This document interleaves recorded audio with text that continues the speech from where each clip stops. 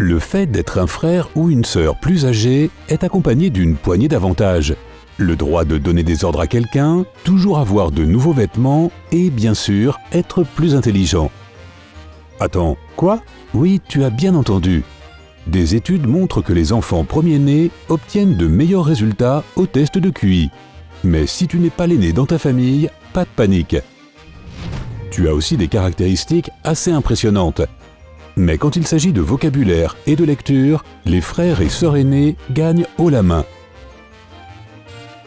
Que tu aies un frère ou une sœur, ou même 5, tu as probablement vécu une forme de compétition pendant ton enfance. Et peut-être que tout ça a continué à l'âge adulte. Mais si tu es un frère ou une sœur plus âgé, une nouvelle étude réalisée par des économistes de l'Université d'Édimbourg pourrait te permettre de te vanter de certains droits importants. Après avoir évalué environ 5000 enfants âgés de 0 à 14 ans tous les 2 ans, les chercheurs ont découvert que les enfants premiers-nés avaient de meilleures capacités de raisonnement que leurs frères et sœurs plus jeunes. Mais ce n'est pas parce qu'ils ont pris tous les gènes intelligents avant que leurs jeunes frères et sœurs puissent les avoir. On a découvert qu'en général, les frères et sœurs plus âgés recevaient plus d'attention et de stimulation mentale de la part de leurs parents. Pourquoi donc? Eh bien, si tu y réfléchis bien, le fait d'avoir un seul enfant donne plus de temps à un parent pour l'aider dans ses devoirs et ses activités que d'avoir 2 enfants ou plus. Les tâches comme la lecture, jouer un instrument de musique et faire du bricolage deviennent de plus en plus difficiles quand il y a plus d'enfants dans la famille. Cette attention particulière est plus stimulante sur le plan mental et peut aider à améliorer la capacité d'un enfant à résoudre des problèmes et à accomplir des tâches. Mais alors, quelles sont les tâches dans lesquelles les frères et sœurs plus âgés se débrouillent le mieux? Les premiers-nés ont obtenu de meilleurs résultats aux tests portant sur le vocabulaire, l'appariement de lettres, la lecture de mots simples à voix haute et le vocabulaire de l'image. Ces enfants premiers-nés ont obtenu de meilleurs résultats aux tests de QI dès l'âge d'1 an, selon les données acquises par le US Bureau of Labor Statistics.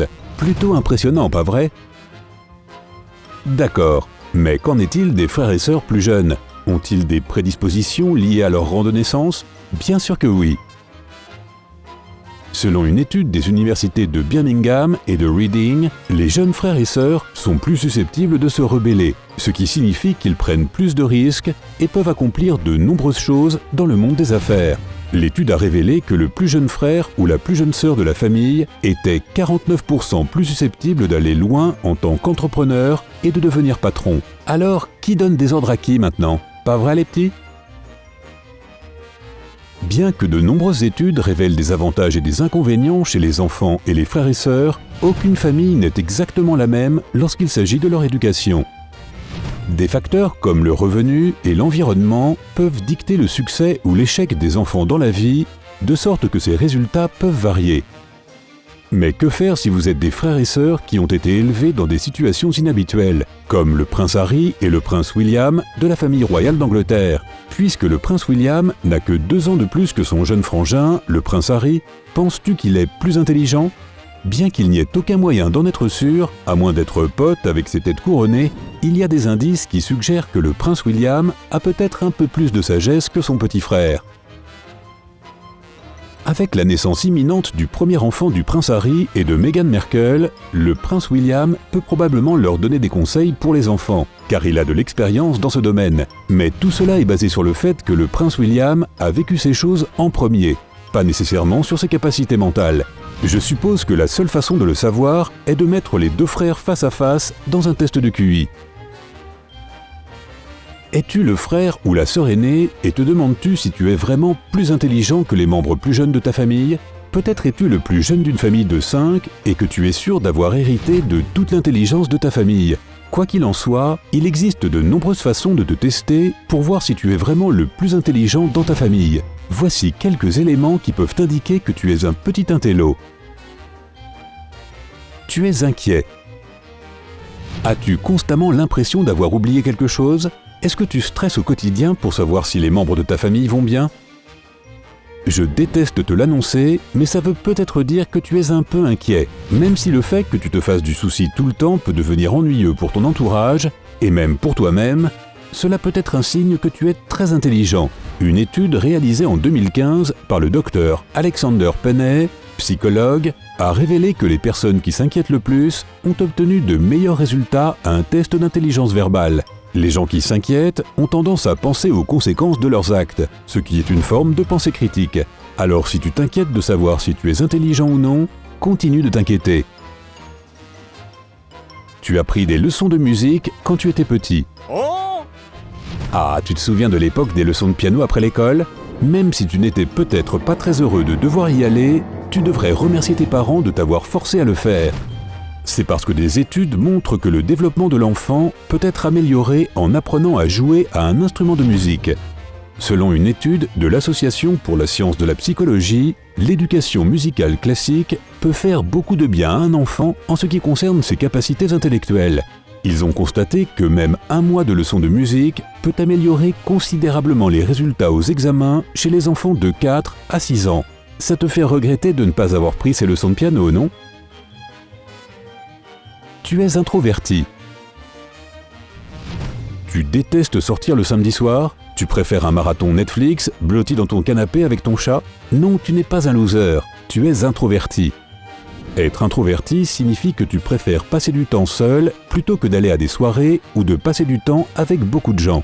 Tout cela peut t'épuiser et tu as tendance à te sentir plus toi-même dans un environnement calme. Si cela te ressemble, tu es peut-être plus intelligent que tu ne le penses. Selon le Gifted Development Center, 60% des enfants talentueux sont introvertis. On croit que les personnes introverties ont tendance à réfléchir davantage, ce qui est un trait que l'on retrouve chez de nombreuses personnes très intelligentes. On dirait que passer la soirée chez toi n'est pas si embarrassant après tout. Tu parles tout seul. Lorsque tu te fais le tour du supermarché ou que tu traînes seul à la maison, est-ce que tu as tendance à te parler à toi-même ? Bien sûr, tu peux paraître fou au monde extérieur, mais c'est peut-être le signe que tu es un peu intello sur les bords. Gary Lupian, psychologue et chercheur, a mené une expérience avec 20 participants. Il leur a demandé d'aller dans un supermarché et de se rappeler tous les objets qui leur avaient été montrés. On a demandé à la moitié des participants de répéter les noms des objets tels qu'ils les voyaient. L'autre moitié se devait de garder le silence. En fin de compte, les personnes qui ont prononcé les mots des objets à haute voix ont trouvé les objets beaucoup plus rapidement. Cela a amené Lupian à croire que les gens qui se disent les choses à haute voix dans leur vie quotidienne ont tendance à avoir une meilleure mémoire, à rester plus concentrés et à trier leurs pensées avec plus de clarté. Alors la prochaine fois que les membres de ta famille se moquent de toi quand ils te surprennent à te parler à toi-même, rappelle-leur que tu as hérité de tous les cerveaux dans la famille. Tu as tendance à faire traîner les choses. À l'école, on te disait que reporter ton travail était une mauvaise chose. Mais tu ne savais pas que c'était un signe possible de haute intelligence. Tu ne me crois pas ? Prends le brillant Steve Jobs. Le PDG et cofondateur d'Apple était lui-même un procrastinateur. Et selon le psychologue Adam Grant, c'était une preuve de plus que Jobs était un génie. Il explique que lorsque Jobs reportait des tâches, au lieu de les exécuter immédiatement, il laissait naturellement venir à son esprit différentes idées novatrices. Ce faisant, il ne s'est pas contenté de solutions évidentes et plus courantes aux problèmes.